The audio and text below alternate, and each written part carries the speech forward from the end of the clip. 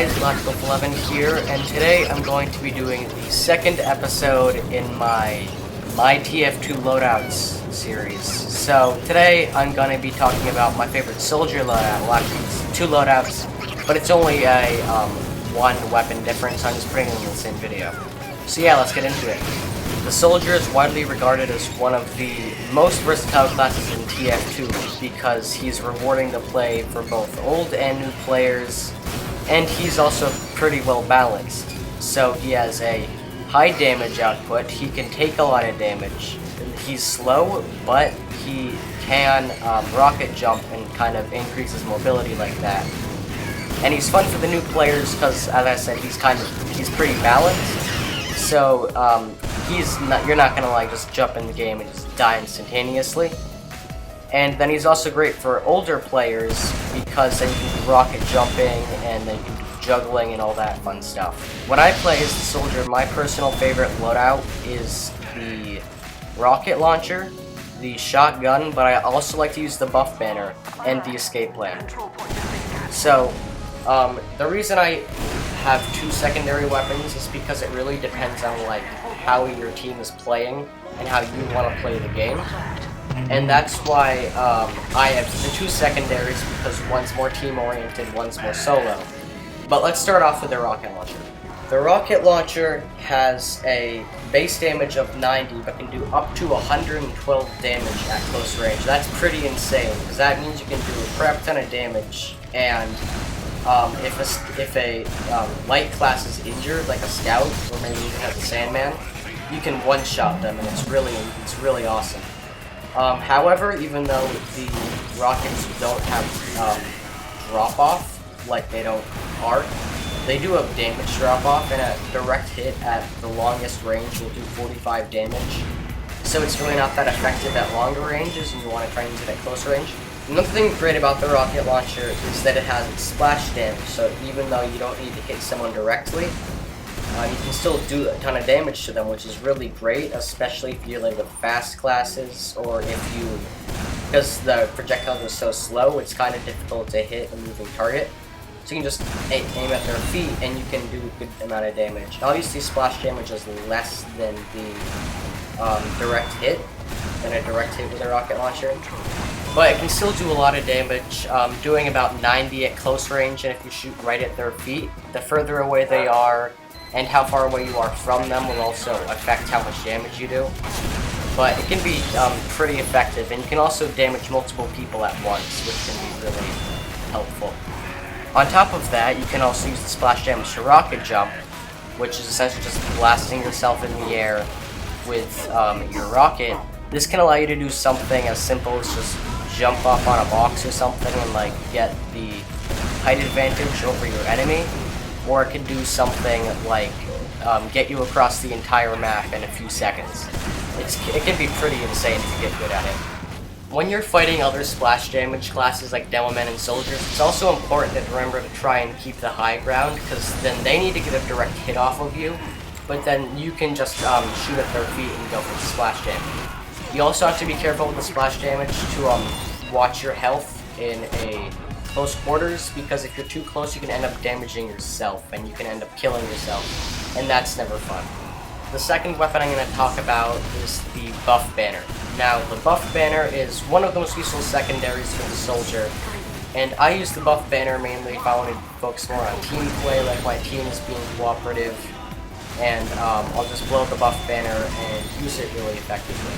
So, the buff banner, after you do 900 damage, it will allow you to fill up a rage meter and get mini crits for yourself and anyone next to you for the next, I think it's like 10 seconds.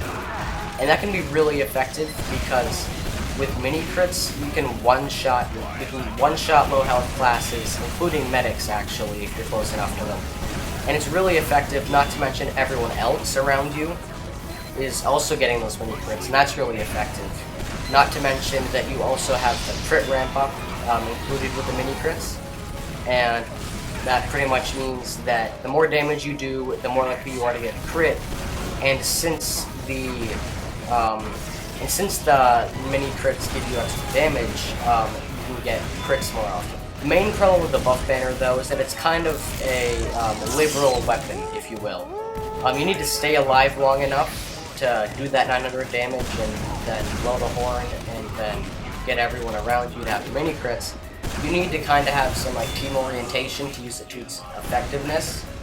And you also, you don't have a secondary weapon, so if you run out of ammo or something, or run into a pyro that knows how to air blast, you can be kind of screwed.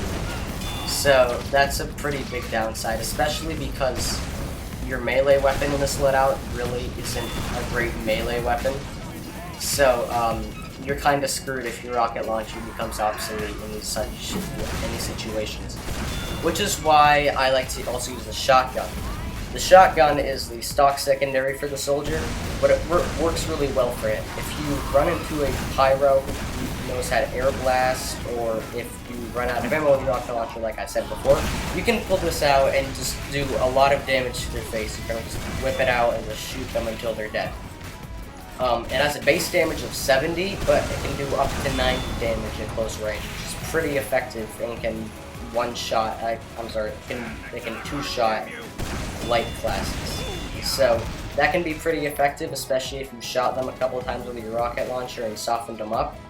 Then you can just whip it out and then kind of just shoot them until they're dead. And the last weapon I'm going to talk about on this list is the escape plan. Now, I said before the escape plan isn't that great of a melee weapon, but it's a really great weapon in general. Pretty much how it works is the lower your health gets, the faster you're able to run. And if you get to really low health, like under 20, you can run faster than a scout, and that's really insane. The only problem is that you have mini crits while it's active, so you'll take 35% less damage, and you'll kind of be a sitting duck. Also, when you have the escape plan out, your healing is reduced by 90%. So if you have your escape plan out, and the medic kills you for less than just 100, you'll only get 10 health out of that. So that's pretty significant, but it works to build up Uber. But that's kind of a last resort weapon. You don't really use it much for a actual melee weapon, which is why I said before the buff banner can be kind of a downfall. But yeah, in terms of general strategy to use for this, if you're using the buff banner, kind of be more team oriented, stay back, and kind of just like shoot at them from a distance and slowly build up your charge or your rage meter. And if you're using the shotgun, just kind of like go in and just like shoot people in the face with your rocket launcher and your shotgun. And it can actually be pretty fun.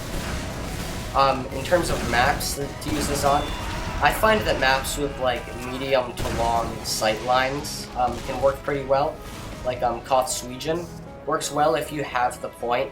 Then you can just shoot at them like from the point into their base, and you just get a lot of chip damage like that. And then if they have the point, you can go on to the second story of the pagoda, and then you can just shoot down on them and get damage like that. But other maps that have kind of like a long, narrow pathway, like Gold Rush or Dust Bowl, they also work pretty well. In terms of if you're using the shotgun, pretty much any map works. That's the great thing about the soldier. Pretty much every map works. So yeah, that's it for this video, guys. Hope you enjoyed, and I will see you in the next one. Goodbye.